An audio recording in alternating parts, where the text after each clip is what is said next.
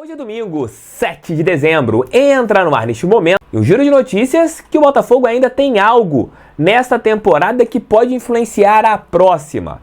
Botafogo e Fortaleza. Botafogo precisa vencer a equipe cearense no estádio Newton Santos. Conseguindo essa vitória, o Glorioso tem que depender de um resultado no Maracanã na partida entre Fluminense e Bahia. Se acontecer o empate lá e o Botafogo vencer o Fortaleza, nós estaremos na fase de grupos da próxima Copa Libertadores América. Mas, primeiramente, nós temos que fazer a nossa parte. E a nossa parte é uma vitória na nossa casa. Hoje é dia de torcedor do Glorioso no Newton.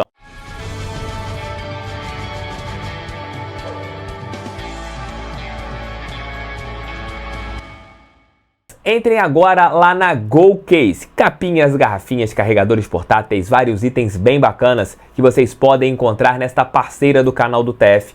Nessa parceira que eu gosto de divulgar, já que os produtos são de altíssima qualidade. Caso vocês ainda não conheçam a GoCase, vou deixar o link aqui embaixo na nossa descrição. Até o dia 10 vocês têm frete grátis para boa parte do país. Vejam lá os produtos que vocês têm na GoCase. Utilizando meu cupom Canal do TF para compras acima de R$ 99,00, vocês têm descontos. Vejam lá os produtos da GoCase. Hoje, às 16 horas, no estádio Newton Santos. Vou falar para torcedores do Botafogo que não moram na cidade do Rio de Janeiro, porque o torcedor do Botafogo na cidade do Rio de Janeiro tem que ir no estádio Newton Santos hoje para apoiar o nosso clube. Claro, aqueles que podem, evidente. O jogo será transmitido pela Rede Globo e também pelo Premier. Botafogo e Fortaleza. Última rodada no Campeonato Brasileiro, última partida no ano de 2025. Um jogo que terá reflexos na próxima temporada. Se o Botafogo conseguir a classificação para a fase de grupos da Copa Libertadores, a nossa temporada de 26 começará um pouco mais para frente. E esse ponto é importante.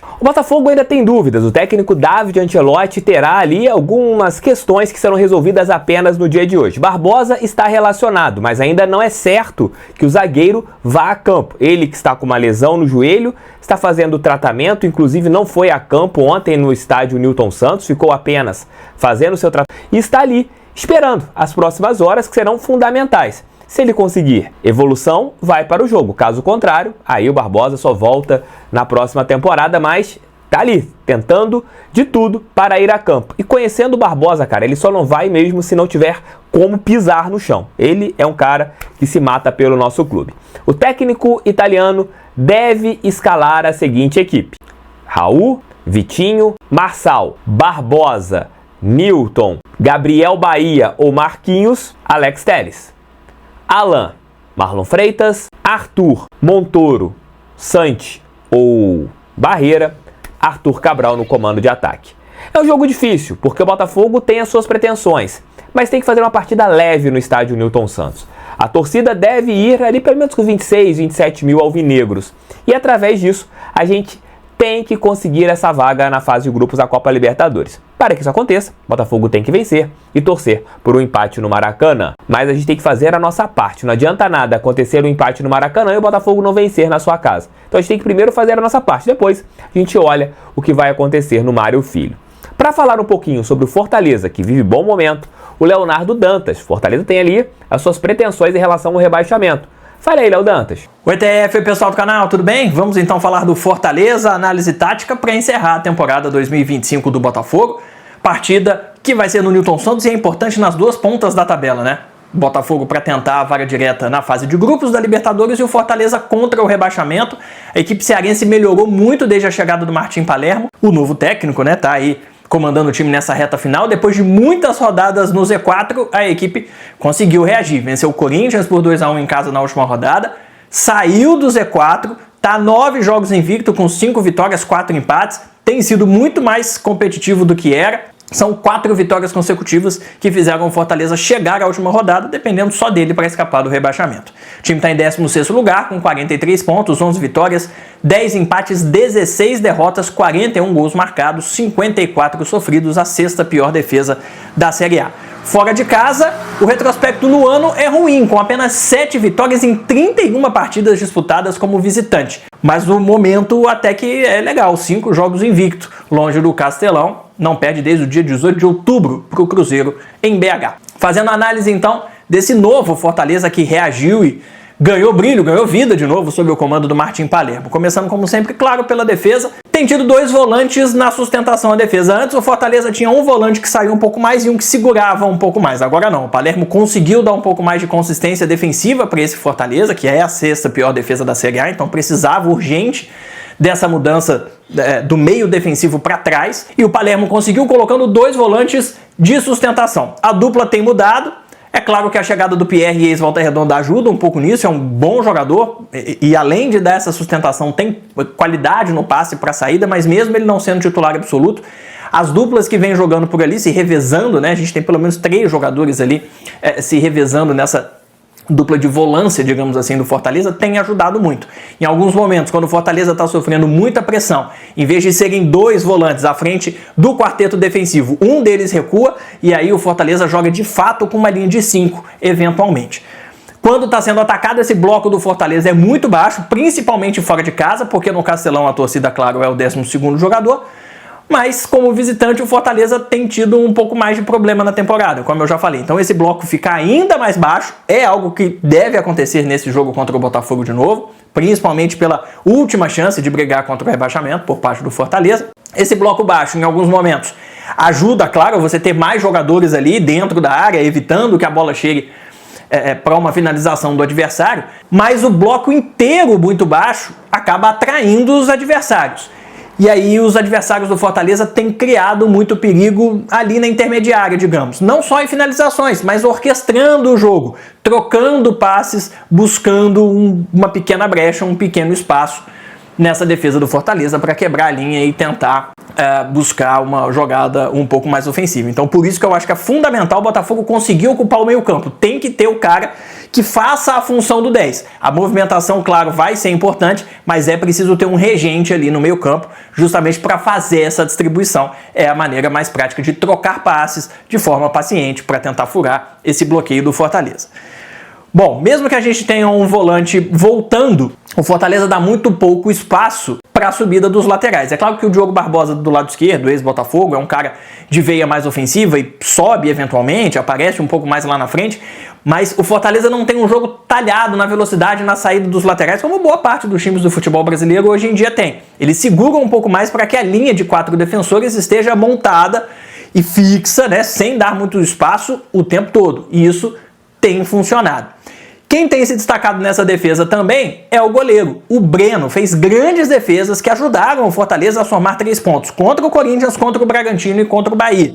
Chegou com desconfiança porque o Fortaleza fez a troca, né, na sua linha de escolha de goleiros entre os jogadores que eram mais experientes, com mais ficha corrida, para o jovem Breno. E ele, apesar de muita desconfiança e de maus momentos ao longo do campeonato, chega agora no final sob o comando do Palermo, dando conta do recado e sendo fundamental nessa reta final de Brasileirão para o time do Fortaleza. O tricolor do PC é o 4º time que mais sofre finalizações, o que faz dos seus goleiros, somando todos que já defenderam o time como titular ao longo do Brasileirão, o 3º com mais defesas. Pensando no Fortaleza no ataque, normalmente está indo com 4 jogadores lá para frente agora, porque o Pochettino não só voltou a ser titular, como voltou a ser peça fundamental. Nos melhores momentos do Fortaleza do Vojvoda, o Pochettino era protagonista. Era o camisa 10, era o cara que orquestrava o time, que distribuía o jogo e que chegava na entrada da área para grandes finalizações. Ele teve uma má fase, acabou sendo sacado do time, o que coincidiu com a queda brusca de rendimento do Fortaleza, sobretudo no primeiro turno do campeonato desse ano. Com o Palermo não. Pochettino volta a ganhar espaço e volta a ser protagonista. E mais até do que como um camisa 10, quase como um segundo atacante, um cara que é sim fundamental na sua inteligência, na sua visão de jogo, mas que tem pisado na área, tem finalizado, tem feito gols importantes nessas últimas rodadas e tem sido o cara do Fortaleza nessa reação sob o comando do Martim Palermo. Ele normalmente joga atrás do 9, né, os pontas bem abertos, o camisa 9 e o Barreiro, 9 no sentido tático, né? Bem próximo do gol, e ele atrás, pode flutuar ali pelo meio, mas tem chegado muito na área também, se deslocando mais até para frente do que para os lados.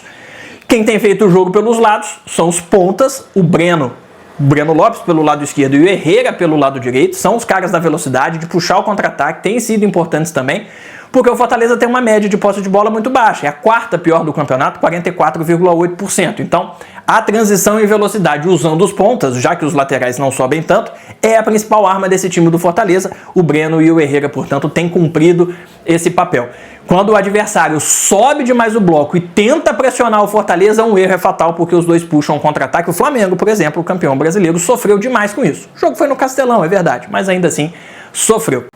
E um ponto positivo do Fortaleza para essa transição em velocidade é que os centroavantes do time também têm mobilidade, também conseguem puxar o contra-ataque. O Barreiro, que tem vivido um momento artilheiro nessas últimas rodadas, e até o Daverson, que normalmente vem do banco, mas também é um cara que sabe se movimentar, tem até um biotipo, né, para tentar puxar contra-ataque quando entra no lugar do Barreiro. O jogo aéreo também é muito forte do time do Fortaleza. Para o Barreiro, com as jogadas de bola rolando, Brites e Ávila, os zagueiros, com jogada de bola parada. O Fortaleza é o quarto time que mais cruza, então é preciso que o Botafogo esteja muito de olho, principalmente se o Barbosa realmente não jogar essa partida. O chute de fora da área com a aproximação do Pochettino ou do Lucas Crispim, que tem essa característica, e é um jogador que normalmente entra no segundo tempo, também é uma jogada perigosa do time do Fortaleza, que tem o sexto pior aproveitamento de chutes certos, né? Apenas 31% das finalizações do Fortaleza vão na direção do gol. Mas é fato que nas últimas rodadas esse percentual cresceu um pouquinho. O Fortaleza tem competido mais e feito mais gols. Não à toa, tá? 9 jogos invicto. Vai ser difícil, mas eu acredito nessa vaga direta, porque jogando em casa, com apoio da torcida, contra um time que está na parte de baixo, o Botafogo tende a levar vantagem. Abraços, bom jogo. Valeu, Danta, estamos juntos. Te espero hoje na nossa live pós-jogo, diretamente do estádio Newton Santos, hoje às 18 horas. Deixe seu like, inscreva-se no canal, compartilhe, tem live pós-jogo, tem vídeos de ontem, assistam os conteúdos aqui no canal do TF. E o Leozão Memória Alvinegra vem com a sua participação nesse último pré-jogo de 2025. Fala aí, Leozão. Fala TF, fala pessoal de casa, tudo bem com vocês? Bora para mais uma participação aqui no pré-jogo do canal do TF, a última em 2025, um ano em que a gente fez história, mas também que a gente se estressou bastante com algumas situações do Botafogo, algumas situações também nos preocuparam em 2025, mas mesmo aos trancos e barrancos, chegamos à última rodada do Campeonato Brasileiro, precisando buscar a vaga na fase de grupos da Libertadores. A vaga na competição continental a gente já tem, mas falta apenas confirmar a vaga na fase de grupos. Então, o Botafogo precisa da vitória contra o Fortaleza. A história que eu vou compartilhar com vocês aqui hoje tem tudo a ver com o adversário dessa última rodada do Campeonato Brasileiro, mas também envolve outros times e um pouco dos bastidores do Botafogo. Para isso, eu vou precisar levar vocês numa viagem 20 anos no tempo, voltando para 2005, o Campeonato Brasileiro daquele ano. 37ª rodada do Campeonato Brasileiro, e jogando no Estádio da Cidadania, o Botafogo vencia o Flamengo por 1-0. O Botafogo tinha um jogador a mais em campo, jogando em Volta Redonda. Mas no segundo tempo, o Botafogo acabou sendo superado pelo Flamengo. Perdemos aquela partida por 3-1. A cobrança foi muito forte para cima de todos os jogadores do Botafogo, mas quem mais sentiu o peso dessa cobrança foi o Caio, hoje Ribeiro, comentarista da Rede Globo. Depois de uma discussão e cobrança pesadas para cima do elenco do Botafogo, mas principalmente para cima do Caio, ele decretou a sua saída do Glorioso. Aquela então era não só as últimas partidas, mas era a última temporada da vida do Caio como jogador profissional. Mas de todo o elenco ficou a cobrança para a diretoria. A classificação do Botafogo para a Copa Sul-Americana, algo que não acontecia desde 1993, quando fomos campeões da Copa Conmebol. Desde então, o Botafogo nunca mais voltou a disputar um torneio continental, seja ele qual fosse. Então, os jogadores prometeram que eles iam buscar essa vaga e o Botafogo estaria na Copa Sul-Americana de 2006. Vencemos o Paraná no jogo seguinte, na 38ª rodada, por 2-0. Os gols foram de Ramon, hoje Menezes, técnico, e Juca. Eles marcaram esses gols. A campanha foi um tanto difícil, mas no final o Botafogo conseguiu a vaga na Copa Sul-Americana de 2006. O adversário da última rodada? O mesmo desta tarde de domingo, o Fortaleza. O Botafogo venceu aquela partida por 2-0. E na última partida de Caio com a camisa do Botafogo, a última partida de sua vida como jogador profissional, ele abriu o placar contra o Fortaleza, fazendo 1-0, e o Reinaldo fechou o placar 2-0 para o Botafogo, confirmando a vaga na Copa Sul-Americana. Assim foi o último ato do Caio jogando futebol. Assim ele se despediu do Botafogo. Contra o Fortaleza são 23 jogos oficiais. Total vantagem do Glorioso. 15 vitórias, 5 empates e apenas 3 derrotas. Que o Botafogo confirme essa hegemonia, vença o Fortaleza e garanta a sua vaga à Copa Libertadores na fase de grupos. Porque assim como foi em 2005, quando os jogadores prometeram que iriam ganhar a vaga na Sul-Americana, eu tenho certeza que os jogadores de 2025 prometeram a vaga na fase de grupos na Copa Libertadores de 2026. E eu tenho certeza que, pelo caráter dos jogadores que temos, a gente vai conseguir cumprir essa palavra, essa promessa. Que o Botafogo faça um bom papel, vença o Fortaleza e se despeça da temporada da melhor maneira. Espero que vocês tenham gostado dessa última participação aqui no pré-jogo do canal do TF. Grande abraço pra vocês, valeu, fui, que venha 2026. Valeu, Leozão, tamo juntos, obrigado pela sua participação. Meus amigos, é isso, é jogar focado, é entender a nossa responsabilidade. A responsabilidade é fazer a nossa parte, que é vencer. Tem coisas que não estão mais ali no nosso tato, né? A gente depende do outro jogo que vai acontecer no estádio do Maracanã. Se o Botafogo fizer a sua parte, aí vamos torcer pelo empate no estádio Mário Filho. Mas espero que os jogadores performem bem, espero que a molecada jogue bem, que tomara que o Arthur Cabral ele use o seu lado, né, antigo do Ceará para fazer gols no Fortaleza e rebaixar o Fortaleza, quem sabe, né, o lado de ex-jogador do Ceará não faça com que o Arthur Cabral perca esse jejum de muitos jogos sem gols hoje contra a equipe que era rival do time que ele é ídolo, bastante ídolo, que é o Ceará. Tomara, torcer pelos nossos jogadores, torcer pelo nosso clube e que tudo seja bem feito. Tamo juntos, volta às 18 com a nossa live pós-jogo. Aqui é Botafogo e sempre será Botafogo de Futebol Regatas. Valeu, fui, fogo neles, tamo juntos sempre.